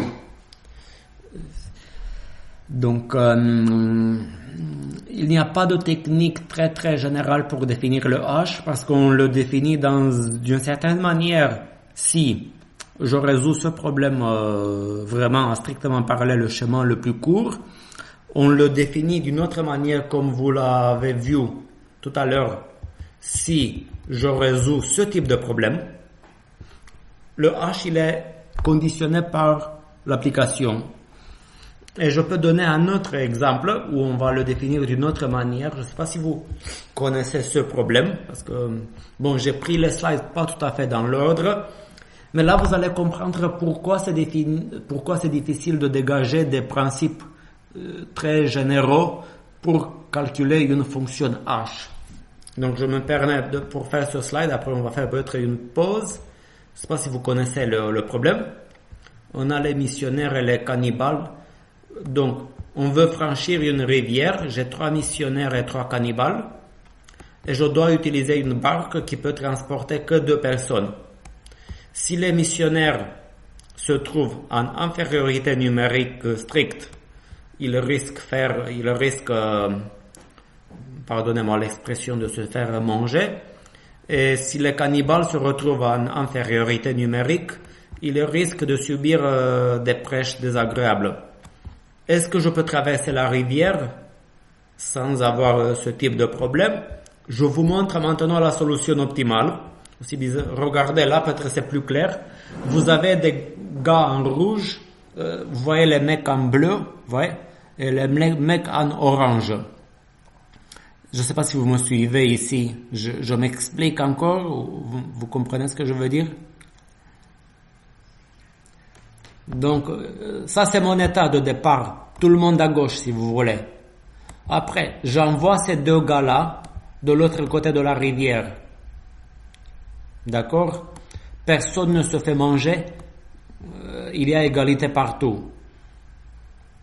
Okay. Par la suite, dès qu'on arrive du côté droit, si vous voulez, de la rivière, ce mec-là, il fait le chemin en sens inverse. Donc le mec en bleu, il se trouve tout seul ici, il peut pas faire de mal à qui que ce soit. Et celui-là, lorsqu'il arrive de l'autre côté, il se fait tout de suite remplacer par les deux mecs en bleu. Donc du coup ici, quand les deux mecs en bleu arrivent de l'autre côté, je vais avoir trois mecs en bleu du côté droit de la rivière. Et celui-là, il va faire le chemin en sens inverse tout seul. Et dès qu'il arrive à gauche, il va se poser sur le sol. Mais il renvoie dans la barque deux mecs de l'autre groupe, si vous voulez, qui arrivent ici. Donc vous continuez cette logique-là. Et si vous, bon, c'est pas mon objectif de décrire étape par étape tout ça, mais cette solution, si vous suivez bien cette solution, à la fin, à la toute dernière étape, si vous faites tout ça, ici vous vous retrouvez avec tout le monde à gauche, et à aucun moment j'ai pas une supériorité numérique dans quelconque sens, ni dans la barque, ni côté gauche ou côté droit. Si regardez bien, il n'y a jamais de supériorité numérique qui... En fait, excusez-moi, ici il y a une supériorité numérique, mais ils peuvent faire de mal à personne. Okay? Parce qu'il y a 0 gars en bleu. Ça, c'est un problème qui se résout de manière efficace par A étoile, parce que je peux coder tout ça comme des états. Donc là, par exemple, c'est comme ça qu'on va voir, si vous voulez, un espace d'état. Un peu comme pour le jeu de tout à l'heure. Au départ, ici, je me retrouve avec, vous voyez, 3 mecs triangles et 3 mecs rouges.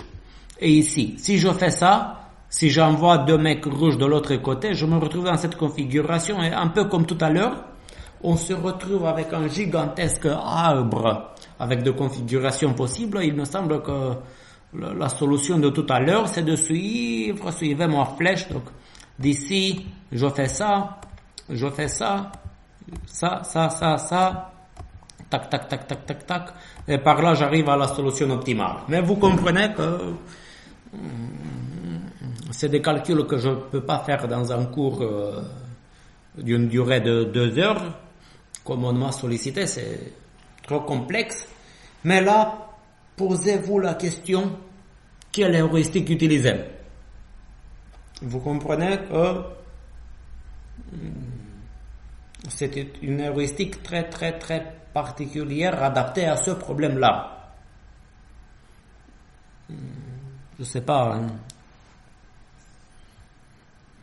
On peut, il y a beaucoup de solutions. Peut-être le nombre de gars qui sont à la bonne position par rapport à la cible, des choses comme ça. Mais à partir de là, il faut bien connaître le problème qu'on veut résoudre. Et du moment si on connaît le problème qu'on veut résoudre, c'est des techniques particulières au problème qui nous aident à déterminer le H. Je ne sais pas si ça clarifie un peu, parce que finalement, je ne peux pas vraiment répondre d'une manière générale à la question. Il n'y a pas de réponse générale.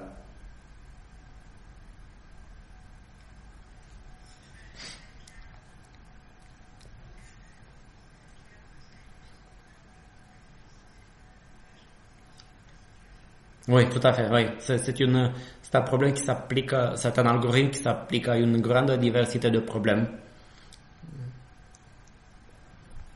C'est ça.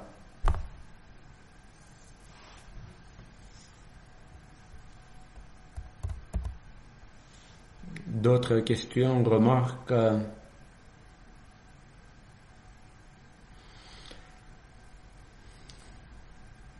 Un problème très connu d'intelligence artificielle, mais je parle des débuts de l'intelligence artificielle et pas de ChatGPT. Je ne sais pas si vous connaissez le problème du pigeon et de la boîte. En fait, si vous mettez dans une cage un pigeon qui veut attraper la nourriture qui se trouve le pigeon, il n'a pas le pouvoir d'arriver directement à la nourriture qui se trouve au sommet. Il doit bouger une boîte et monter sur la boîte. Donc il a besoin d'une certaine manière d'une intelligence animale. Je sais pas, intelligence artificielle ou pas, il s'agit d'une intelligence animale. Regardez s'il vous plaît cette vidéo-là, parce que c'est assez intéressant. On peut voir que le pigeon peut avoir une intelligence. Donc vous voyez, il veut attraper la banane, mais il ne peut pas. Il ne peut pas, il doit bouger la boîte pour arriver à la banane. C'est un problème résolu par la étoile si on modélise le problème grâce à la notion d'état. Mais vous voyez, le pigeon, intelligence artificielle ou naturelle, organique, il a son intelligence organique peut-être. Vous allez voir, il va finir par arriver. Là, il ne peut pas attraper la banane, la nourriture, parce que c'est trop loin. Donc, il doit explorer d'une certaine manière un ensemble d'états. Et là, il a compris, peut-être d'une certaine manière, il a compris qu'il doit bouger la boîte. Il a bougé la boîte et, bon, pas assez. Il bouge la boîte. Là, il a bougé la boîte à la bonne position. Il a même tourné la boîte et il a récupéré la nourriture. Donc, ok, ouais. Même l'animal est capable de faire ça. Il y a 2 ans, si je me rappelle bien, j'ai modélisé ce problème. J'ai pas le temps aujourd'hui, mais c'est pas trop compliqué, grâce à un ensemble d'états. Donc, comme j'avais tout à l'heure, comme ici j'avais des chiffres avec des positions, je peux avoir un état où j'ai la boîte à une certaine position, la nourriture dans une autre case, le pigeon dans une autre case, et il y a un ensemble d'actions que le pigeon est capable de faire. On peut modéliser le problème par A-étoile, et c'était un des problèmes classiques qui ont été modélisés par A-étoile, et on trouve la solution optimale. Comment il a fait le pigeon, je ne sais pas. Mais si la manière de définir les états est encore différente, vous comprenez que il faut définir une fonction h particulière au problème.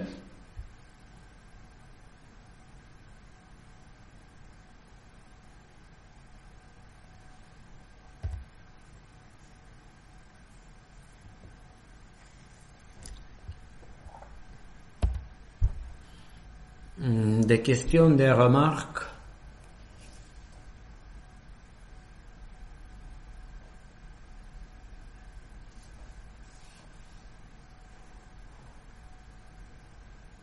Ok, donc si vous voulez, si je propose un exercice pour l'examen, parce qu'on n'a pas fait de pseudocode, on peut faire bientôt. Il faut quand même savoir dérouler ce type d'algo, comme je l'ai déroulé tout à l'heure pour ce type de jeu. Donc il faut savoir faire, par exemple pour ce type de jeu, il faut, ou bien vraiment pour calculer le schéma le plus court, il faut savoir il faut vraiment savoir dérouler l'algo. Je pense que je vais pas vous interroger sur le pseudocode. Donc si je regarde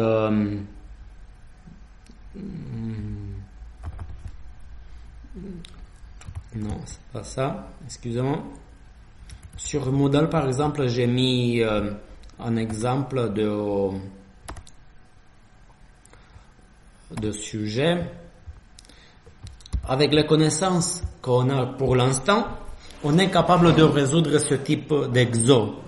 Ça veut dire, ce qu'on a ici, je veux arriver de A à I.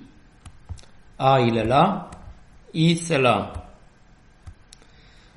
Et on nous donne deux heuristiques H1 et H2. Qu'est-ce que ça veut dire que H1 et H2 sont admissibles? Il faut décider si elles sont admissibles que H1 fait toujours une évaluation du coût réel. Par exemple, je regarde pour F. Qu'est-ce que j'ai comme F? F il est là, I il est là. F j'ai 3 ou 6. Est-ce que c'est admissible vis-à-vis de F, mais deux heuristiques 3 et 6?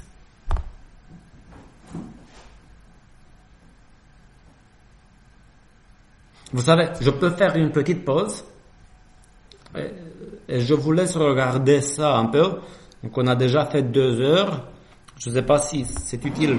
On m'a sollicité pour faire 2 heures. On peut rester encore le temps que vous me sollicitez. Mais c'est peut-être plus simple de faire une pause, n'est-ce pas?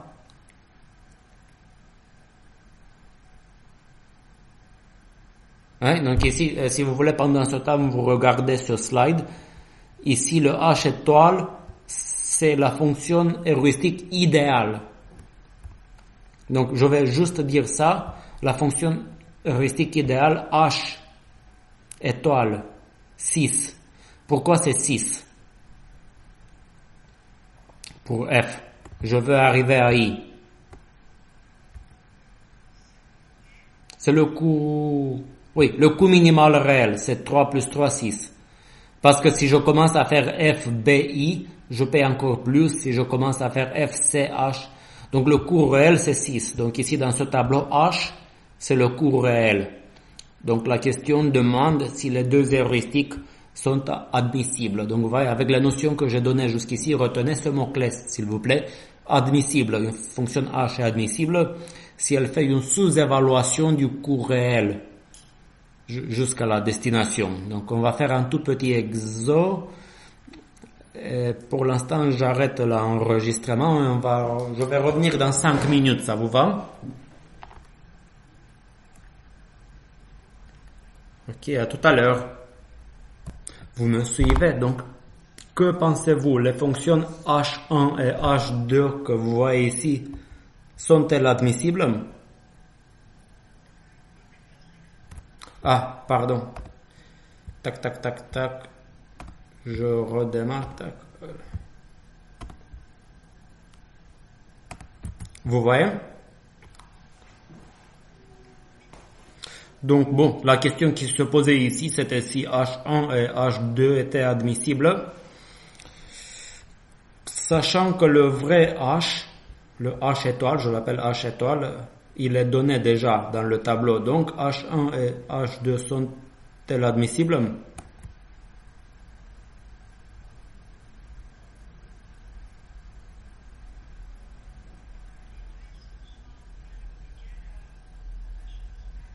Oui, oui, oui.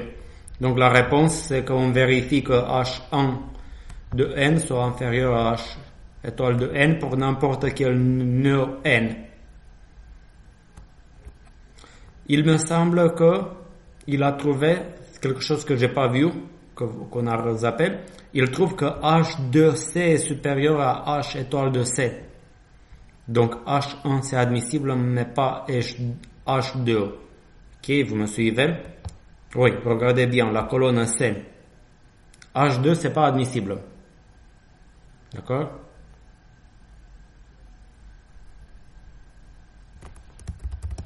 J'augmente un peu. Vous me suivez?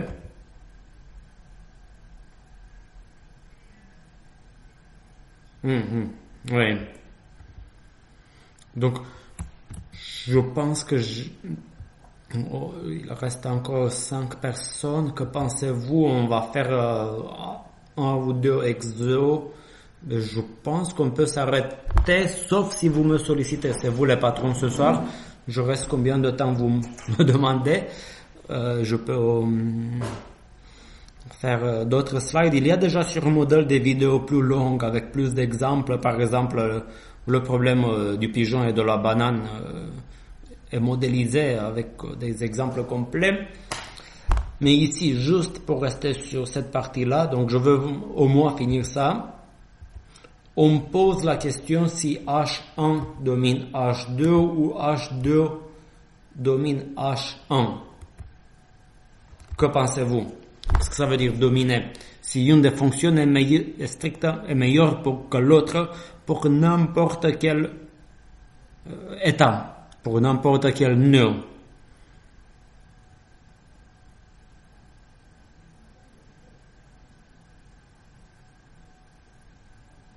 Regardez. Regardez que cette zone-là, pour D, H1 c'est plus petit, et pour E, c'est H2 qui est plus petit. Vous me suivez? D'accord? Donc du coup, je ne peux pas dire qu'une des deux est meilleure que l'autre.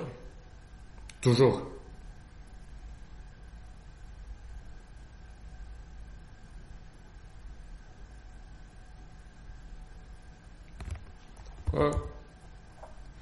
Lui, il a trouvé la même ça c'est en gras, c'est la solution du sujet.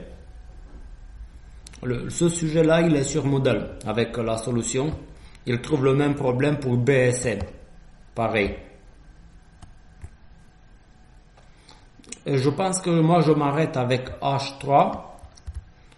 Mais même généralement, si j'ai deux fonctions H1 et H2 et seulement une des deux est admissible, si l'autre n'est pas admissible, alors est-ce que je peux dire que H3 max de H1 et H2, est-ce que ça peut être admissible si une des deux n'est pas admissible?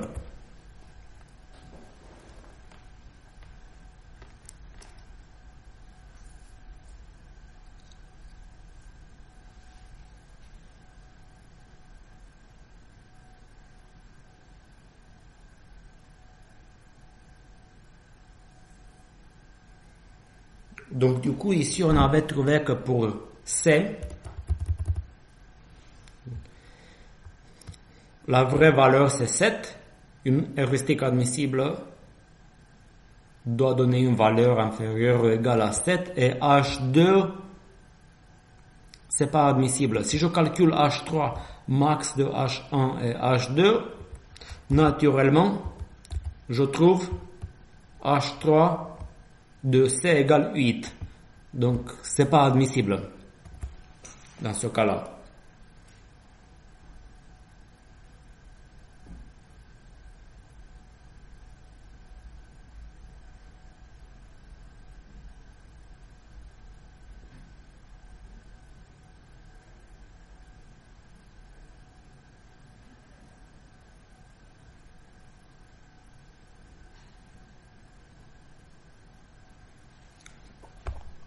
Ce sujet, c'est sur Moodle. Ok. Vous comprenez, il faut maîtriser A étoile un peu comme je l'ai présenté. Vous développez les nœuds qui sont à développer. Vous expliquez pourquoi, vous calculez G plus H et vous calculez comme ça le chemin le plus court. C'est tout ce que je souhaite. Vous voyez, même dans cet exemple de question, si vous voulez un peu t'aider, je ne demande pas d'écrire un pseudocode ou d'appliquer un pseudocode, mais de maîtriser A étoile comme je viens de le présenter. Dans les slides, je n'ai pas eu le temps de couvrir ça, je risque de vous angoisser. À vous de me dire si c'est le moment de faire le pseudocode. Il y a un pseudocode, mais il y a d'autres exemples aussi. Le pseudocode, si vous voulez, vous le trouvez, je pense, à la page 26. Mais bon, on a passé 2 heures et quelques. Comment on va continuer?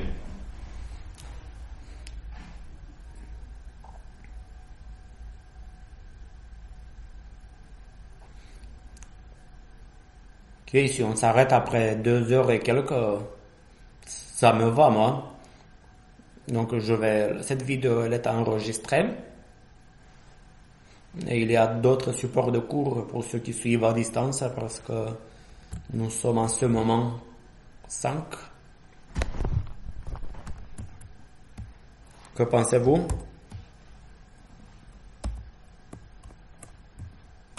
Ok.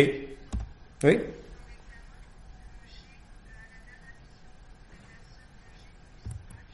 Oui.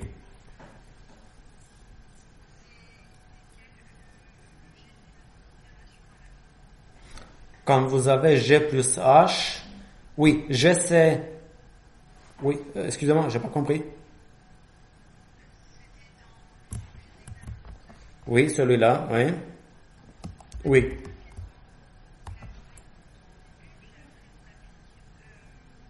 A étoile. Oui.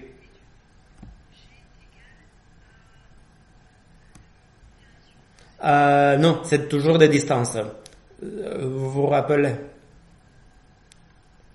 Je veux dire, c'est des distances dans le sens que tout à l'heure, quand on avait fait ça, vous vous rappelez, on partait de G4. Ouais, je recommence si vous voulez. G4, j'ai un G de 0 parce que c'est mon poids de départ.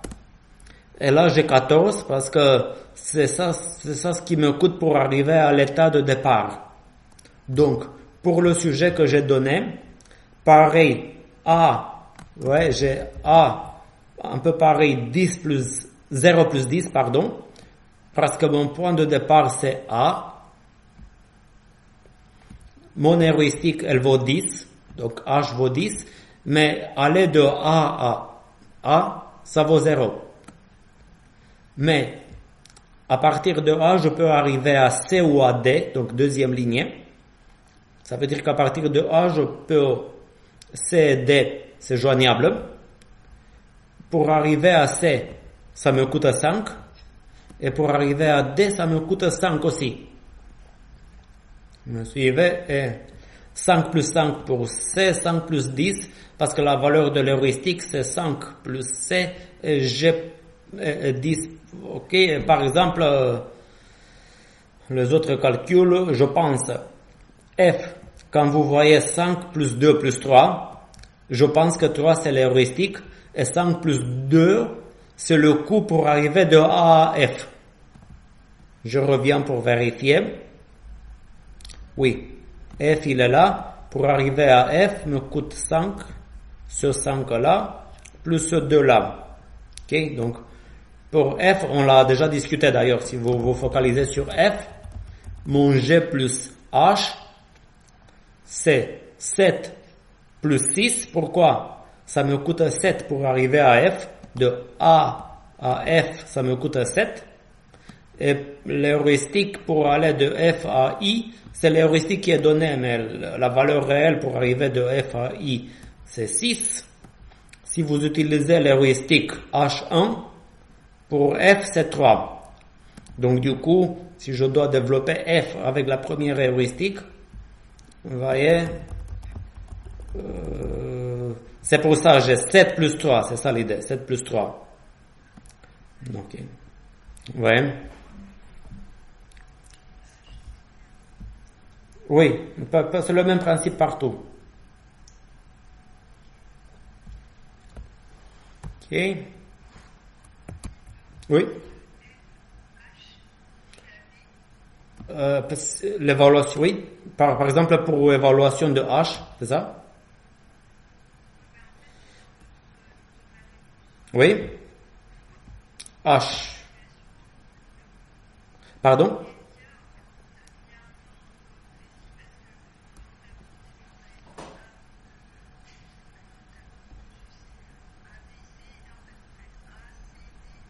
Oui.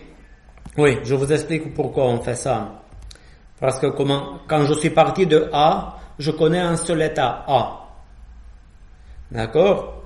Après, quand je fais l'évaluation de C et de D, je connais encore deux états. Le C, le plus intéressant des deux, c'est C. Parce que ça fait une somme F égale G plus H de 10. Il est plus intéressant que celui-là qui est à 15. Après, les états que je vais découvrir grâce à C, regardez, le D il reste toujours avec une valeur de 15. Mais le C, il me permet de découvrir F, c'est ce qu'on vient de voir. Et d'après ce que je vois, il me permet de découvrir H. Allons vérifier. À partir de C, je découvre H, qui est à 5 plus 3. Je découvre H. Je comprends que je découvre B. 5 plus 3. Donc à partir de C, je découvre B. Et je découvre D. Il est déjà découvert ici. Et je découvre aussi A et D. Je vérifie. À partir de C, A, ça sert à rien de revenir à A. Je vais vous expliquer tout de suite. Et je découvre D. Ça veut dire qu'à cette étape de l'algorithme, je connais tous ces états-là. L'état A, d'une certaine manière, ça saute. Parce que c'est l'état de départ. C'est pire que ce que j'avais au départ. Donc du coup, mais à la troisième itération de l'algo, si vous voulez, je connais tout ça. Cette case-là, si vous voulez, vous pouvez l'ignorer parce qu'elle est dominée par la case de départ. Et à partir de là, si vous regardez partout, en fait, les lignes, à chaque itération, j'ai la ligne associée à l'itération, ça présente les états que j'ai découverts. Et les états sont triés par ordre de F égale G plus H. Donc ici, le premier qui sera considéré, c'est F. Parce qu'il a G plus H inférieur à H, inférieur à B13, D15, vous comprenez.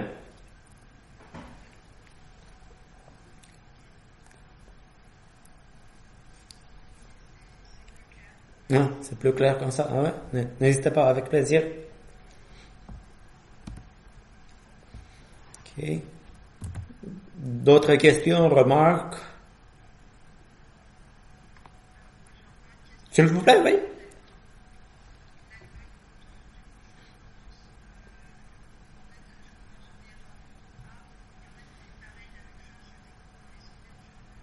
Oui, mais on se fait guider, par exemple dans cet exo, on se fait guider par H2.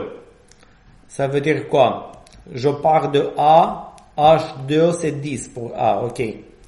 Les deux voisins de A, c'est D et C. Avec H2 pour D, c'est 11 et pour C, c'est 8. Donc, l'algo glouton, il va me générer ça. Et il va privilégier C vis-à-vis de D, uniquement à cause de l'heuristique. Donc, après, à partir de C, il va découvrir un peu comme tout à l'heure, ces sommets-là, si vous voulez, ces états-là, mais il se fait guider que par H2. Donc, comme ça, vous voyez ce que ça donne.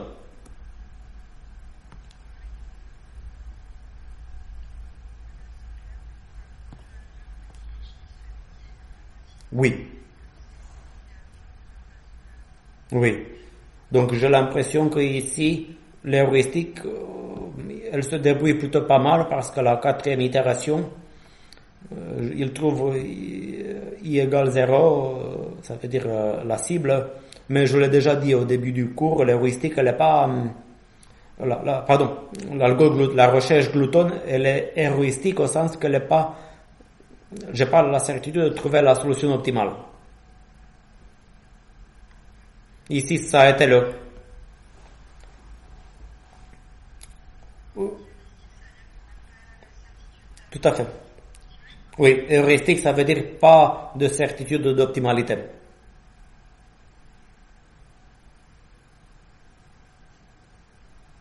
Ok, d'accord. D'autres questions, remarques? Donc, je finis peut-être l'enregistrement, donc, mais dites-moi si vous voulez que j'aborde d'autres choses. Dites-moi, oui.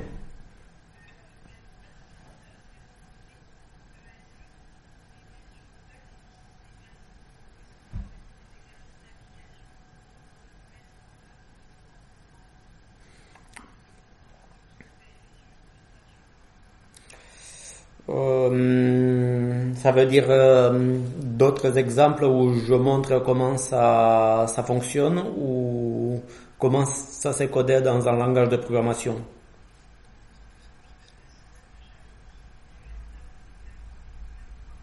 Hmm?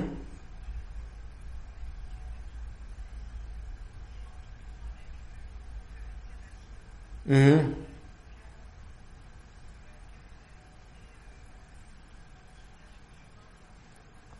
Donc, si vous voulez, le pseudocode, c'est dans les slides. Bon, il est là au slide 26. Mais je dois avouer qu'on est loin. C'est vraiment un pseudocode. Si vous voulez le coder en Python, il va falloir mettre en place des structures de données pour mémoriser les états, une structure pour mémoriser la file. Donc, il y a beaucoup de travail de programmation qui me nécessite malheureusement, je pense, une autre séance que pour ça si on veut le coder. Désolé. Oui,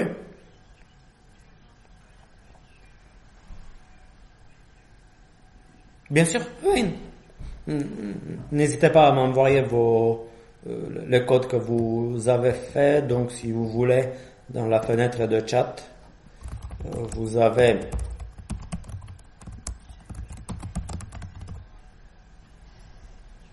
Ah, ah, c'est vrai. Ah oui, vous avez fait RCP 219, c'est ça?